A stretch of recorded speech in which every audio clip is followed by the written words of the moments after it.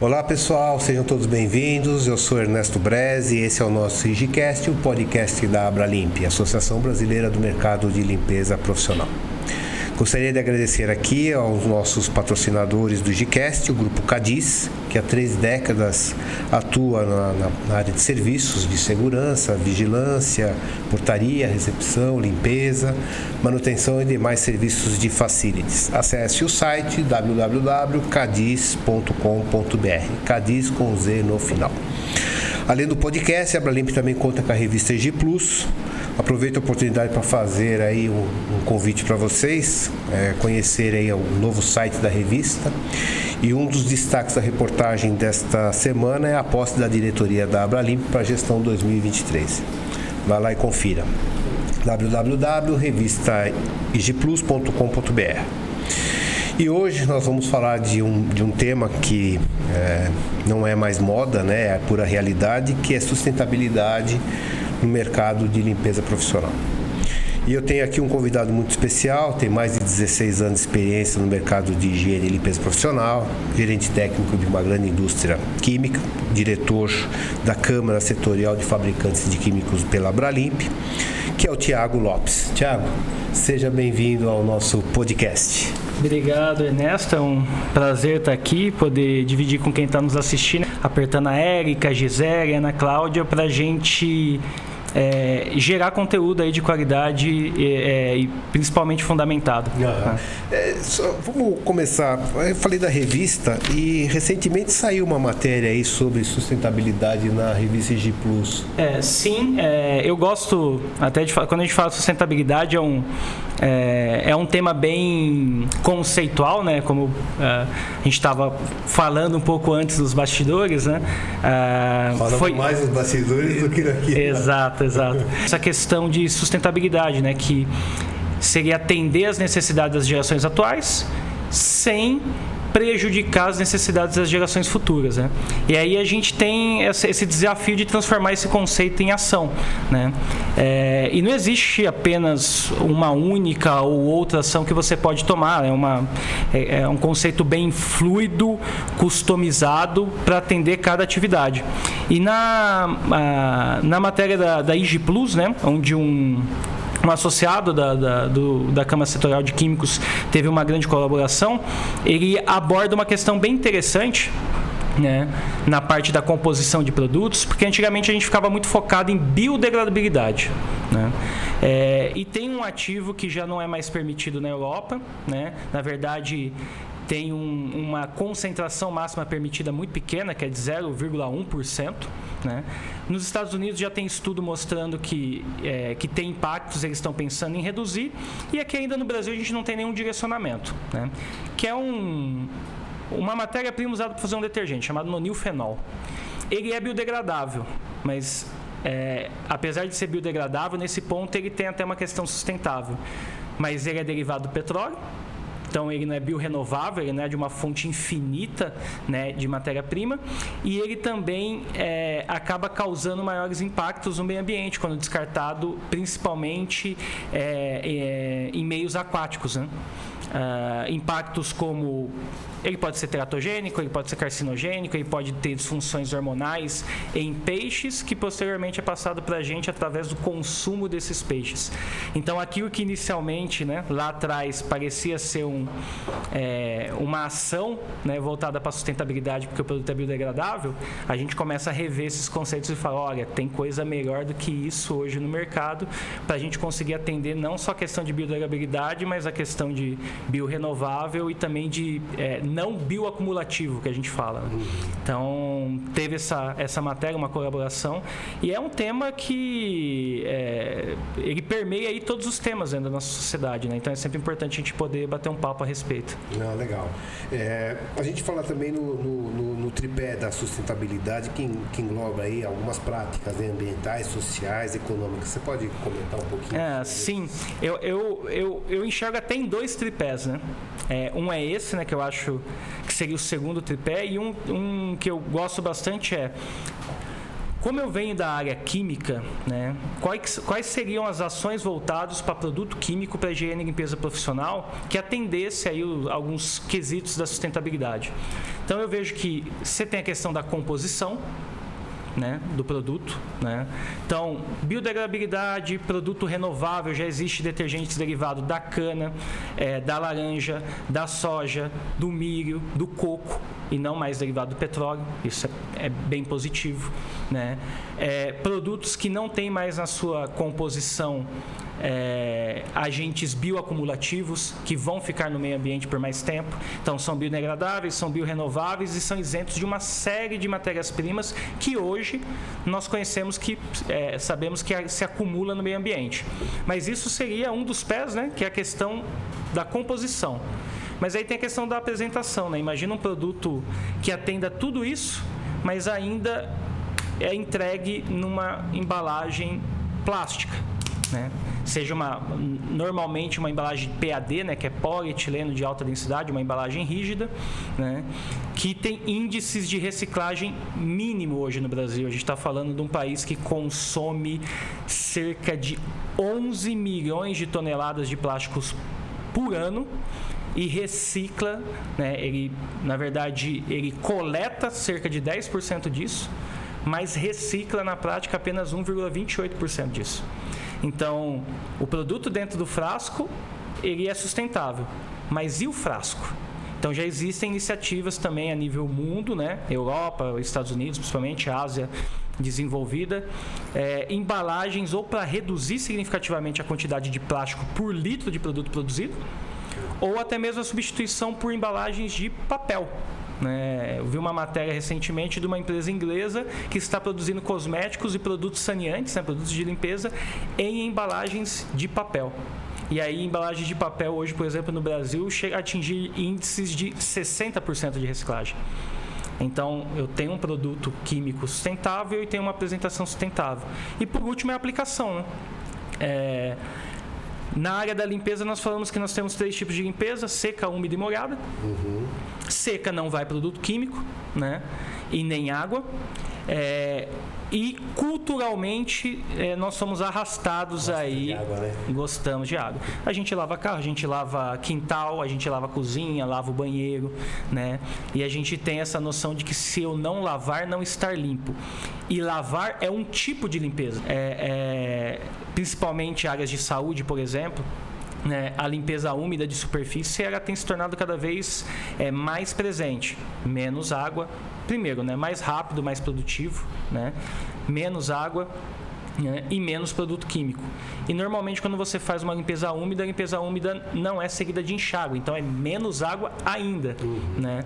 Já a limpeza molhada é muita água com produto químico para lavar, né? Esfrega muita água com água para fazer o recolhimento da sujeira e do produto químico, né? E aí você acaba consumindo mais recurso natural e despejando aí no meio ambiente mais produto químico, né? Então, quando a gente pensa na área química, a gente teria que ter esse olhar voltado para a questão da composição, formulação, apresentação, mas também aplicação, né?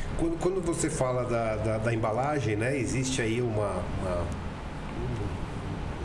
fala-se muito sobre logística reversa, né? Como é que o mercado está atuando sobre esse tema? Existem iniciativas a respeito de logística reversa, até mesmo dentro da associação, com a Câmara do setor de químicos, né? Se não a maioria, vários associados que fazem parte de um projeto de logística reversa, né? Mas ainda existe muita dificuldade operacional e até mesmo econômica para colocar isso em prática. Porque a gente está falando de produto químico, de higiene e limpeza profissional. Dentro do segmento químico, o produto químico é o produto com menor valor agregado que existe. Qualquer outro produto químico, seja um cosmético, um fármaco, tintas e vernizes, tratamentos anticorrosivos, o que você imaginar de produto químico é mais caro do que o produto que a gente chama de saneante, né? E as distâncias no Brasil, que é um país continental, são muito grandes. né? Então ainda existe muita dificuldade para que essa embalagem volte ao fabricante. Então precisa ter um envolvimento, a gente chama isso de responsabilidade compartilhada. Precisa ter um envolvimento com fabricante, distribuidores, clientes. E aí, na área pública, né, principalmente com cooperativas, catadores, com incentivo, para que o pessoal consiga levar isso aqui para as cooperativas de reciclagem, né? Existe pouco incentivo hoje econômico para se reciclar plástico, principalmente pelo valor agregado do plástico, né? O pessoal acaba focando mais em alumínio, cobre. Então é um baita desafio. Hoje, operacionalmente, eu acredito que os índices são mínimos de logística reversa dentro do segmento de saneantes profissionais, né? Temos avançado, é uma iniciativa importante, né? A cada dia, a cada mês, a cada ano a gente avança mais um pouco, é importantíssimo, mas a operação ainda é muito dificultosa.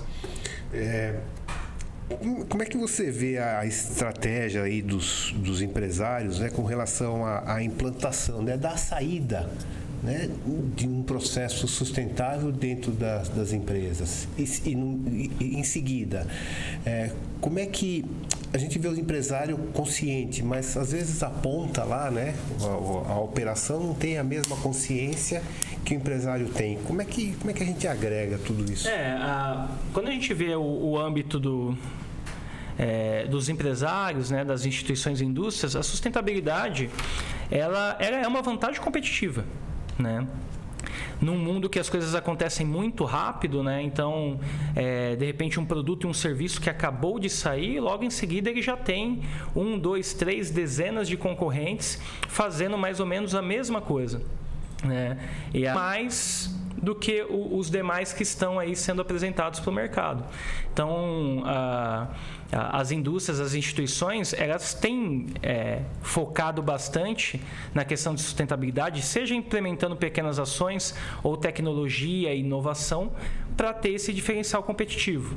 Mas ainda eu acho que falta muita comunicação com o operador, quem vai consumir isso, o consumidor, né? Muitas vezes a importância, né, aquilo que eu acabei de comentar que estava na matéria da IG Plus, né, do nonilfenol que pode ser teratogênico, causar mutações genéticas, pode ser carcinogênico, causar câncer e disfunções hormonais. Estudos apontando que está aumentando o índice de endometriose, disfunções hormonais e câncer por presença desse composto em seres aquáticos que são consumidos por nós.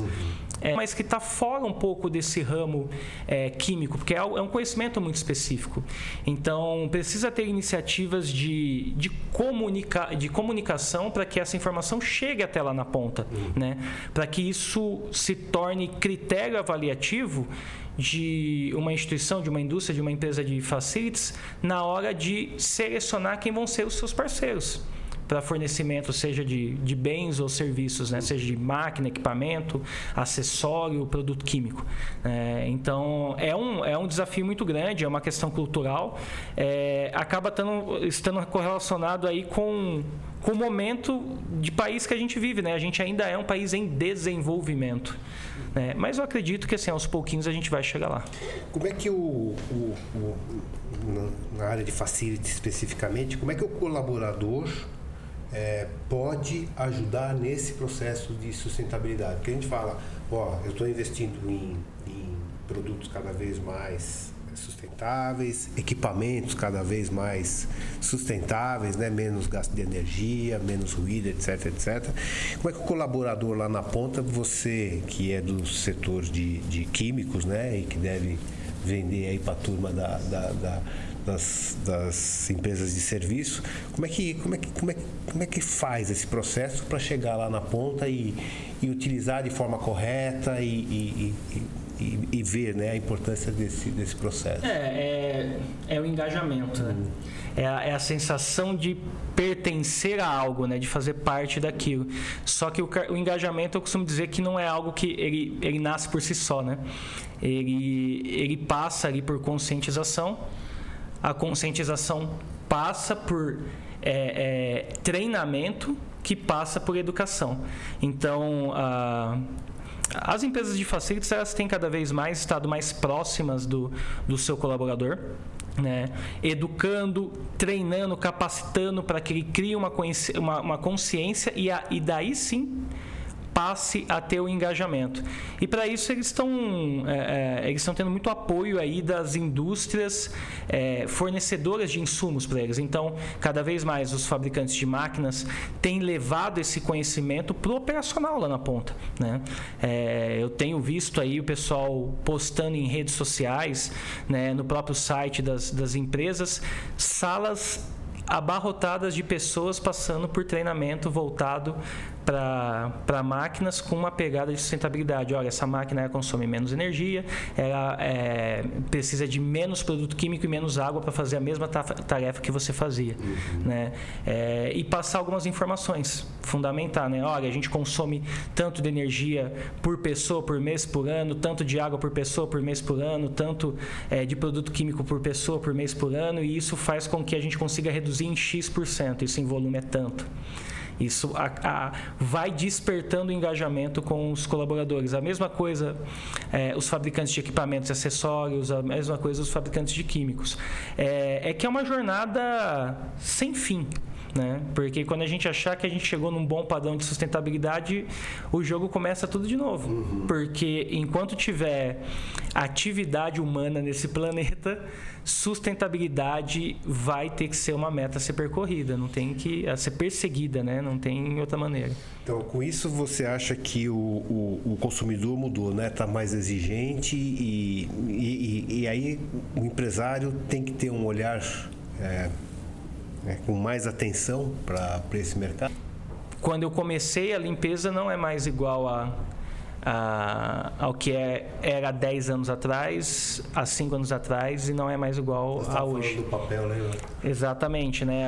O conceito de 3R, né? Reduzir, reutilizar e reciclar, né?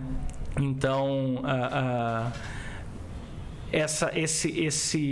essa conscientização ela tá cada vez mais presente, mudou tanto no consumidor final como também nas instituições, porque quando as instituições elas começam a colocar isso como política organizacional, é mais fácil para a gente disseminar isso para os colaboradores, para eles terem o entendimento e comprarem a causa, né? E começarem a executar. Então, por exemplo, existem indústrias e instituições no Brasil que têm uma lista negra de insumos que, isso aqui eu não uso.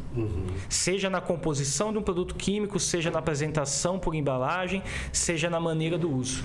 Então, isso já é uma iniciativa muito bacana e esse conhecimento passa para o operador lá na ponta, né? E aí o operador lá na ponta acaba criando isso como cultura e leva isso para a sua casa, né? Então, hoje, por exemplo, peróxido de hidrogênio hoje é uma realidade.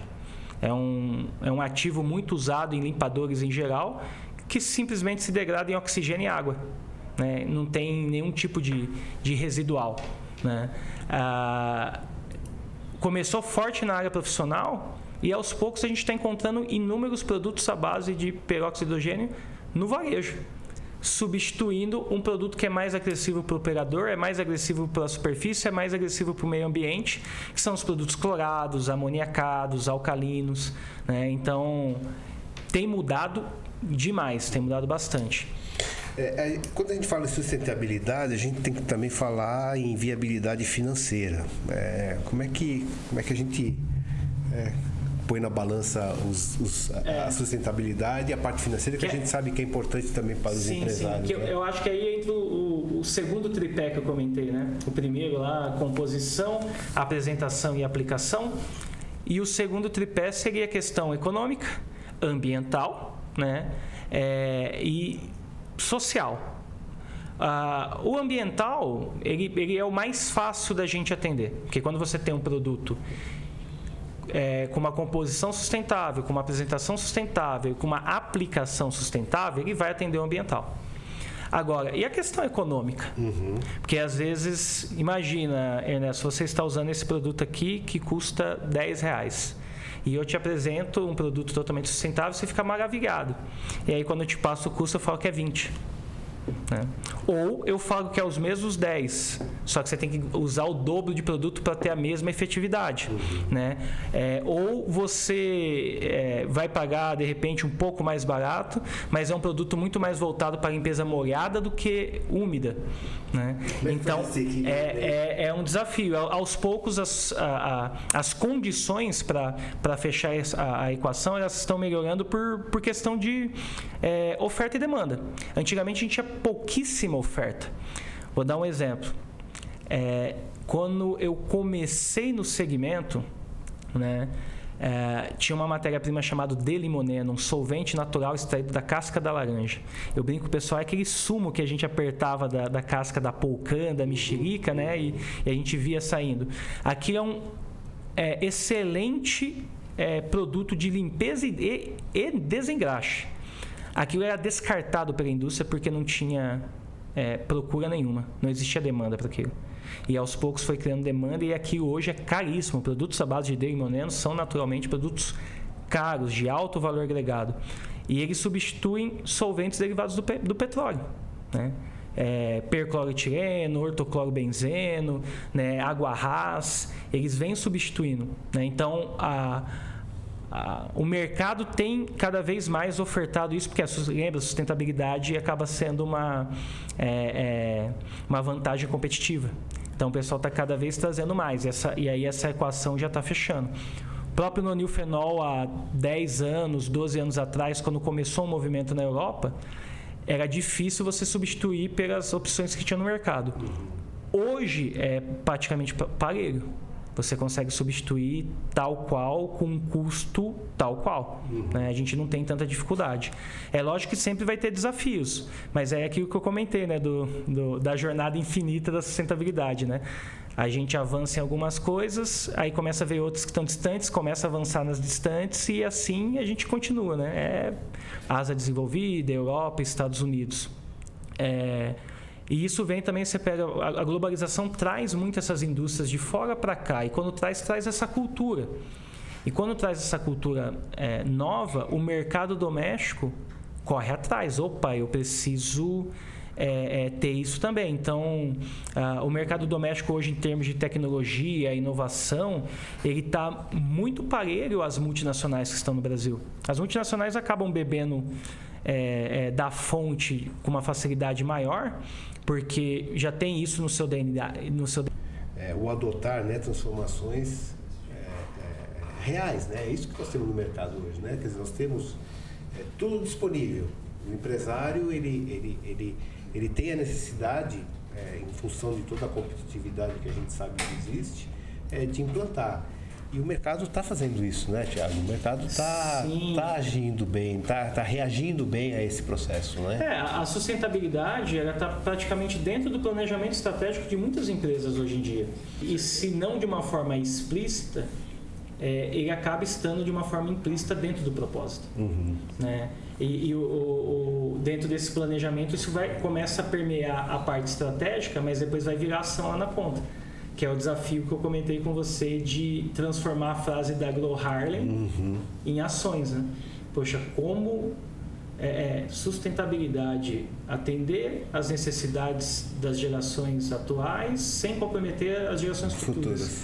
Legal, isso está lá no meu propósito, né? A minha missão está adequada, a minha visão, meus valores estão adequados a esse propósito. Agora eu preciso começar a traçar ações para atingir isso de uma forma real, tangível, né? A gente precisa tangibilizar esse intangível. E aí, essas ações que podem ser de inovação, de tecnologia ou até mesmo coisas simples, elas acabam dando corpo para isso, né? Dentro da área que eu atuo bastante, questão de composição, apresentação e aplicação é uma forma de você tangibilizar aquilo que é intangível. Mas dentro de uma empresa de facilities, por exemplo, né, a gente estava comentando, né, a respeito do 3R, reduzir, poxa, copo plástico, né? Isso aqui, né? Eu falei assim, isso aqui... O durável mais que descartável. Durável mais que descartável, né? O simples fato de eu ter uma caneca que eu reutilizo durante um longo período de tempo, 11 milhões de toneladas é equivalente a 11 bilhões de quilos, né? E que somente 1,28% disso é reciclado. Né? Então, pode ser algo de alta tecnologia e inovação, ou pode ser ações bem básicas, bem simples, né? Como essa. O papel pardo que a gente estava comentando. Leia antes de imprimir, preste atenção antes de imprimir, né? Tenha certeza antes de imprimir, né? Que é a questão de reduzir, reutilizar ao máximo, né? Para aí sim a gente passar a reciclar, né? Quando a gente fala em reciclagem, né, existe uma regulamentação de descarte de resíduos sólidos também, né? Uma legislação bem forte. Não, né? Sim, em vários âmbitos, né? Principalmente no segmento industrial, toda a indústria ela tem a responsabilidade de dar a destinação adequada em resíduos, né? Em resíduos sólidos. Né? Então, eu vou dar alguns exemplos práticos de ações que as indústrias fazem isso. Então, uma indústria de saneante hoje, ela fabrica o seu produto químico, mas boa parte da água que ela utiliza, ela está dentro do produto químico. Né? Está dentro daquilo que vai ser oferecido ao mercado. Mas eles precisam fazer os setups, né, do produto A para o produto B, aí fazem a higienização da fábrica, higienização de tanques, reatores, envasadoras, gera resíduo. Isso vai ser descartado. Mas antes de ser descartado, passa por uma estação de tratamento de efluente, que é removido os contaminantes da água. Os contaminantes viram o que a gente chama de lodo, né? Que aquilo é destinado. Dependendo da qualidade do seu lodo, ele deve ser incinerado ou, em muitos casos, vira até adubo. Né? Vira até... acaba sendo como se fosse um fertilizante, porque ele é rico em material orgânico. As próprias embalagens, né? Antigamente o pessoal utilizava muito embalagem descartável para fazer pesagens de ingrediente. Hoje você já tem muita automação voltada para essas pesagens, para que você não utilize embalagens para cada matéria-prima. Tem produto químico que vai 10, 15, 20 matérias-primas. Né? Então imagina você tendo um processo de uma única batelada, descarte de 10, 15, 20 embalagens. Né? Hoje, basicamente, muita indústria aí tem isso automatizado. Né? E isso você acha que é o futuro ou o futuro não chegou ainda? Olha, isso eu acho que... eu vejo, é o presente já, né? Eu acredito que teremos ações futuras talvez mais impactantes. Mas nós falamos do papel pardo há quantos anos atrás isso, e hoje todas as ações que nós temos... mas eu acho que vai ser muito...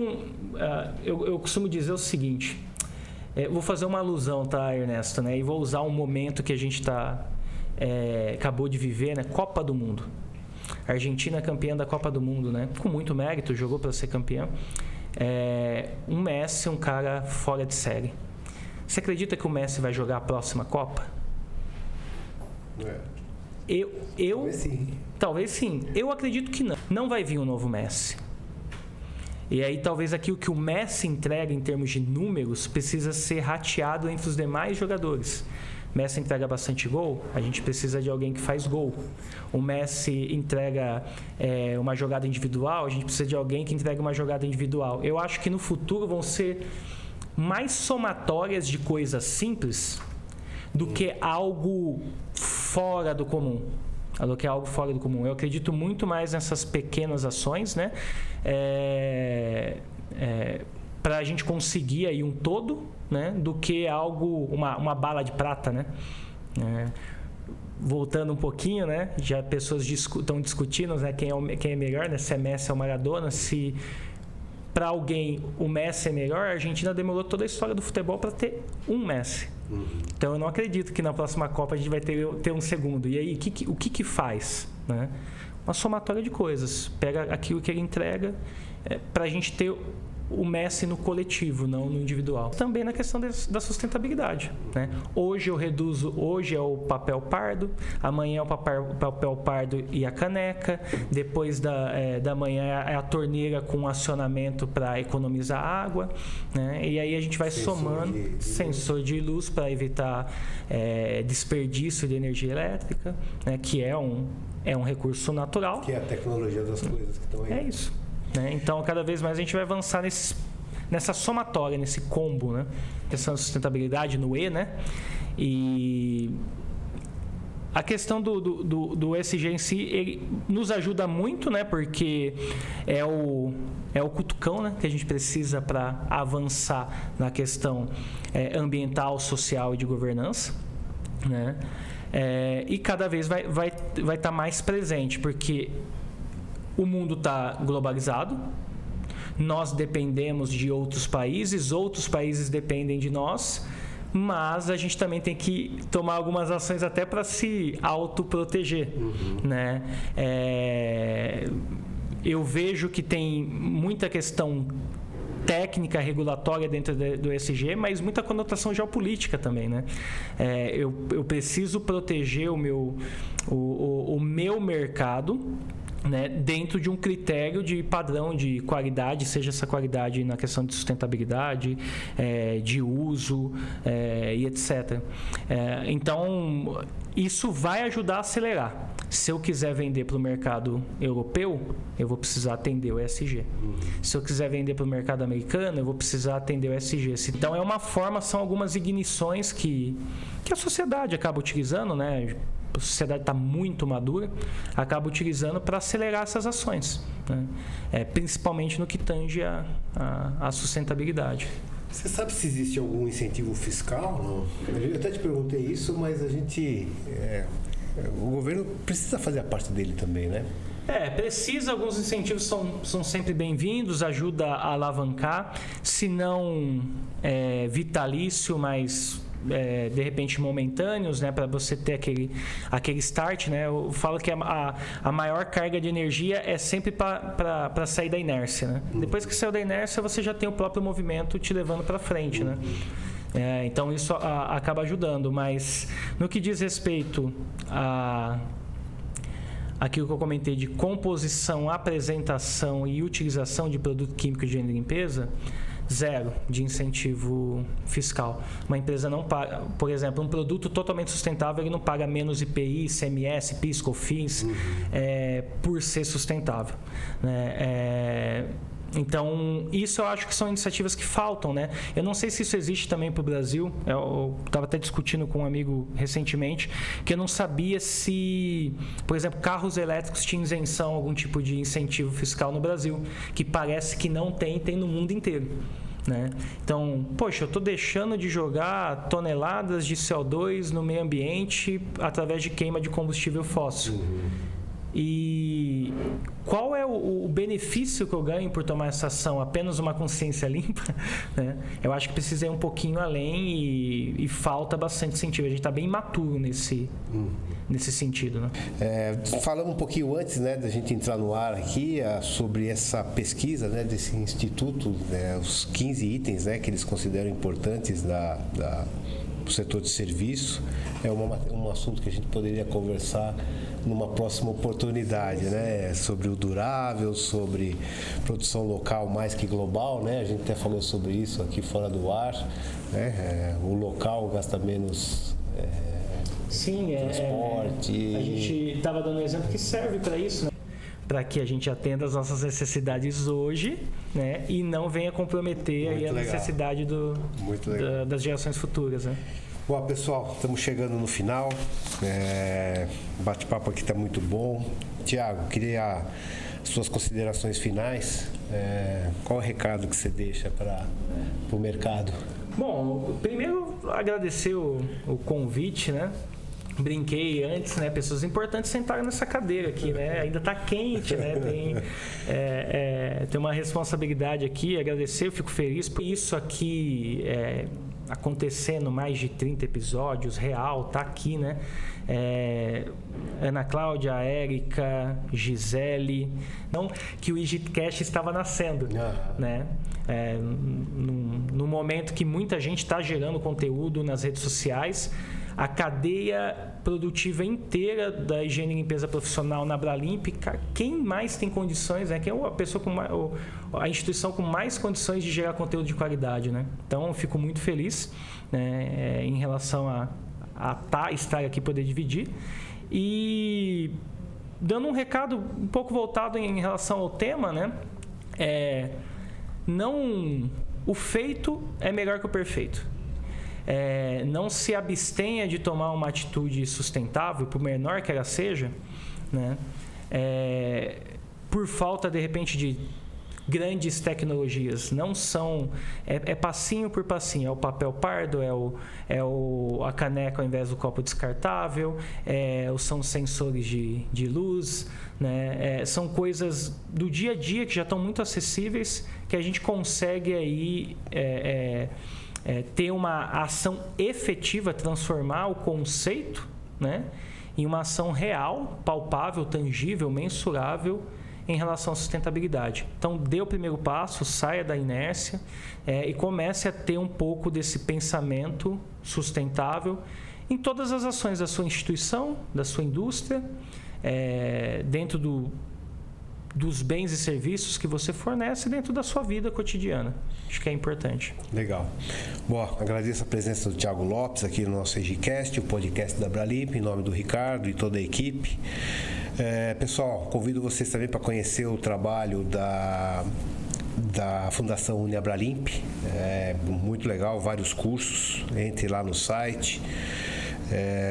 Você vai ter bastante informação sobre os diversos cursos que a Uniabralimp, que a Fundação Uniabralimp está deixando aí para a turma.